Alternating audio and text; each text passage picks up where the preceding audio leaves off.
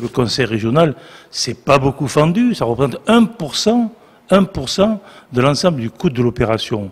Donc si en plus ils veulent nous le supprimer, il va falloir qu'ils fassent quand même une délibération inverse, parce que ça a été voté aujourd'hui, je vais réclamer le paiement de ces 685 000 euros. S'agissant du TCSP, en effet, il y a une subvention qui a été votée au mois de juin. Je n'ai pas la mémoire qui flanche, contrairement à ce qu'indique Jean-Paul Fournier. Simplement, je lui rappelle qu'à l'époque, l'enquête n'était pas achevée. Et d'ailleurs, au mois de septembre, il a été rendu, je l'indique, je l'ai sous les yeux, sous réserve d'une étude approfondie de faisabilité de desserte de la gare, à titre expérimental dans l'attente de la mise en service de la ligne 2.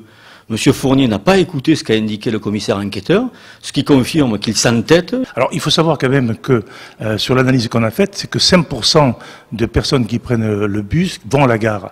Bon, néanmoins, il est important qu'il y ait à la gare. Aujourd'hui, il y a quand même des transports qui vont à la gare à côté de ça. Donc on peut très bien aller à la gare par d'autres transports qui peuvent être conjugués avec le TCSP.